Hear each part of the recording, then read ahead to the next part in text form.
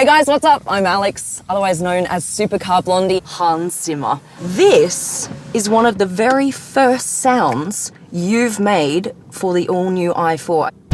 There you go. That was the first time I actually got to hear it in the car. It's fantastic.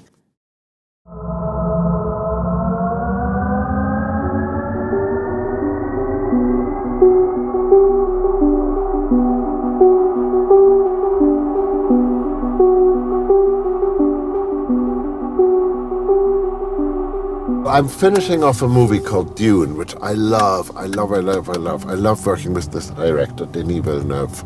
I mean, it's sort of science fiction, but really what it is a world that we have never been to. Yes. When you create soundtracks for movies, how different is that process to creating sounds for electric cars? Well, I can't do it any other way. I have to go and either hear the story that the director tells me or make up a story in my head. And for this one, I made up a story in my head. Yeah, because you have no script, you have no dialogue to go off, you have no actual movie scenes. You know, for instance, I'll tell you this. Interstellar, Chris Nolan and I are particularly bad at going to parties. So we're just standing, we had to go to some party and we were standing in the corner. Oh, you're the awkward guy in the corner. We're the awkward guys in the corner. We're the awkward guys, and we're talking about work and we're talking about sound. And suddenly I see an idea light up in Chris's eye, and he goes, if I were to send you a letter, just for you, and you would give me one day and just wrote whatever came to you was this letter, would you do it? Yeah. I'm going, yeah, sounds great. So I got this letter and it was typewritten on really thick paper. Yeah. And it just told me this fable, what it was like to be a dad. Okay. And it was just beautifully written. And I sat down, I just wrote the thing on a Sunday.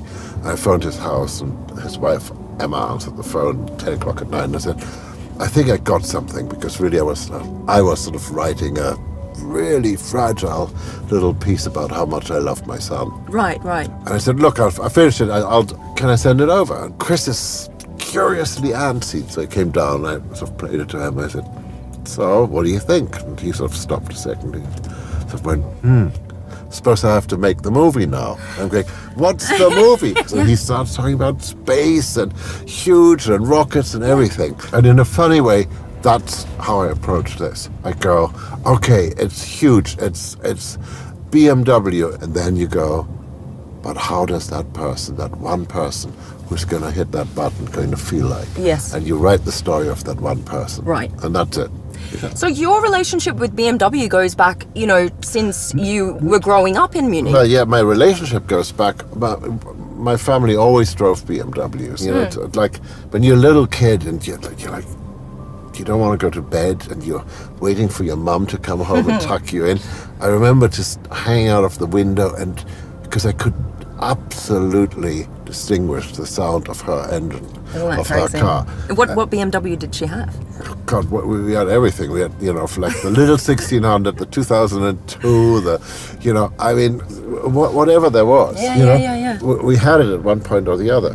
What I do know is, for instance, I know Munich in November at 5 o'clock in the morning when it's cold and foggy. Yes. And you're going down to your garage.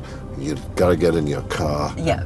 And so you have a choice. You're going to have a grumpy day, or there's something that's just going to go and make you feel a bit better. Yes. And I want that car to make you feel a bit better. I want the first thing that happens to you Yeah. to be positive. Yeah, be positive. Yes. Brighten your Yeah. day.